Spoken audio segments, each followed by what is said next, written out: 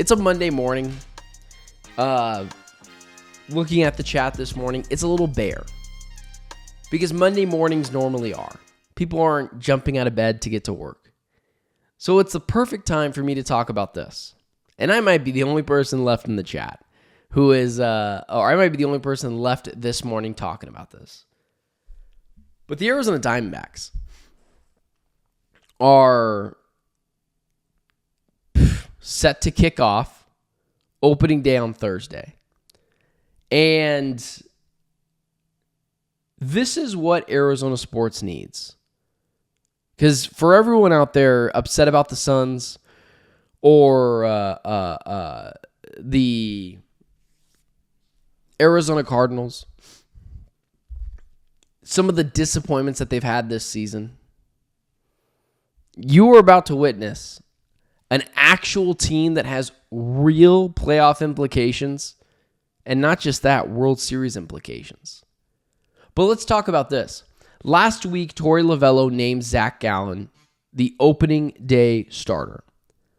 And I felt like there was a little bit of uproar because Corbin Burnes didn't get the ball. And it's clear Corbin Burnes is a top 10 player in baseball.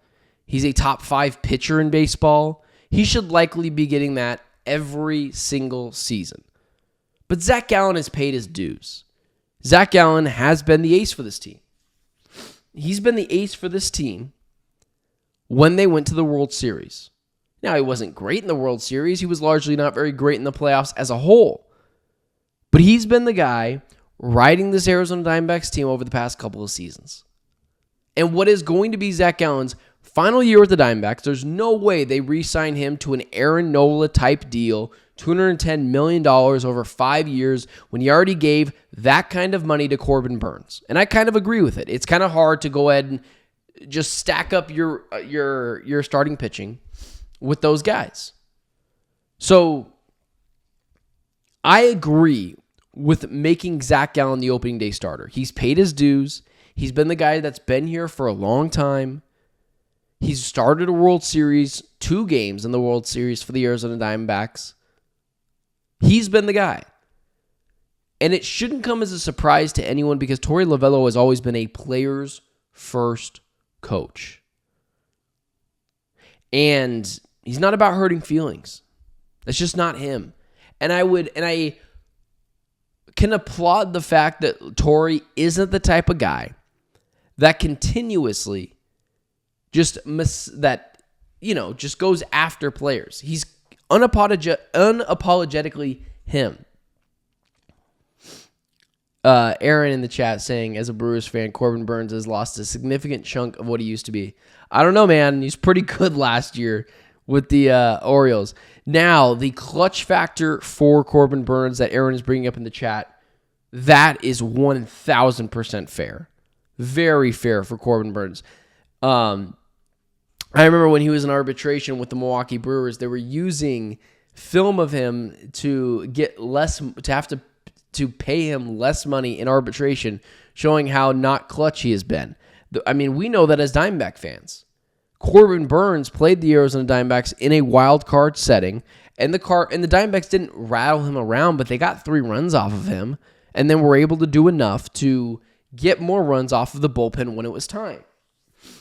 But either way, regardless of the opening day starter stuff, I agree that Zach Gallen should be the guy. He's the guy that's earned it. Torey Lovullo's a player's first coach. He's been here for years. And believe me, this is the swan song for Zach Gallen. Corbin Burnes will have the next 5 to 6 opening day starts all to himself. I loved how Corbin Burnes acknowledged it, that Zach has been here and he's earned it.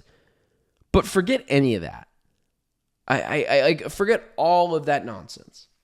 Because at the end of the day, it's opening day starting. And I know it means something to players, but what means more is winning.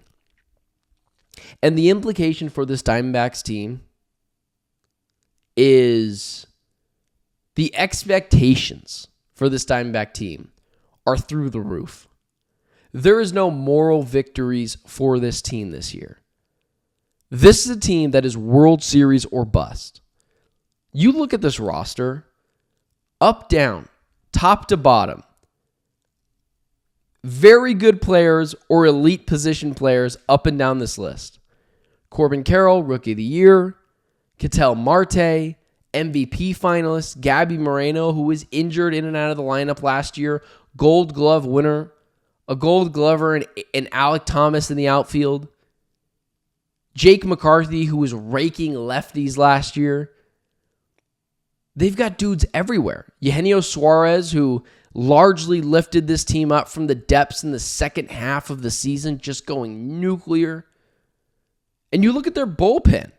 A.J. Puck, Ryan Thompson, Kevin Ginkel, Justin Martinez, who just got a security-type contract that I'm not so sure that his agent should be patting himself on the back for that deal. 5 years, $18 million. Even if he's awful, that's still a very low-risk, high-reward deal. The expectations for the Diamondbacks this year, because of their lineup, because of their expectations out of the bullpen, and of course, the starting lineup, or I guess I should say the starting rotation, it's maybe the best rotation in baseball. Corbin Burnes, Zach Gallen, Miro Kelly, Brandon Pfaadt, Eduardo Rodriguez. They could run a 7-man starting lineup out there. They could run Corbin Burnes. They could run a 7-man starting rotation. Corbin Burnes, Zach Gallen, Miro Kelly, Brandon Pfaadt, Eduardo Rodriguez, Jordan Montgomery, Ryan Nelson, or flip those two. Ryan Nelson, Jordan Montgomery. It is a star-studded starting rotation. And when you shell out the money that they shelled out, it's up to the players now to get this team ready for a long stretch of a season and then a playoff run. Realistically, there's one team in the National League that should scare the Diamondbacks. And that's Shohei Ohtani, Freddie Freeman, Mookie Betts, and the rest of the Dodgers roster. Yamamoto, Sasaki, they've got dudes too. And unfortunately, they're in their division. But the Diamondbacks aren't scared of that team. They swept that team 2 years ago. They're the reason why the Dodgers felt the need to go spend over $1 billion and backload all of those contracts. The implications and expectations this year for the Diamondbacks are massive, through the roof. And if you want to watch a team in Arizona sports that's got a good vibe to it, young players like that 2021 Suns team, or the element of surprise like the 2008 and 2015 Cardinals, this is your team. Because with Corbin Burnes, Zach Gallen, Brandon Pfaadt, Miro Kelly, Eduardo Rodriguez anchoring the starting rotation, and Ketel Marte and Geraldo Perdomo and Corbin Carroll and Lourdes Gurriel, and just up and down star power in the starting lineup. Torey Lovello, who's beloved by the players. The only team standing in their way is the Dodgers. And there's no reason they should fear that team. But this year is a World Series or bust year. It's too much talent. And you're only going to have 1 year of back-to-back Corbin Burnes, Zach Gallen every day. Or every 5 starts, whatever. You're only going to have that for a year. Not going to re-sign Zach Gallen. This is the best the Diamondbacks will ever be under this regime. Doesn't mean that they won't win more games next year. But what it does mean is capitalize on the roster you have now. Not to mention, when this team, come the trade deadline, wants to move some pieces, they'll make this lineup even better. They'll make this bullpen even better. But it's been a lot of doom and gloom in Arizona sports recently. The Suns are, largely irrelevant. The Cardinals tailed off in the second half of the season. There's a team in the Valley that people can get their arms around, and they're a lot of fun. Young, youthful, spry, big-time talent in the starting rotation, and a manager who's beloved by the players.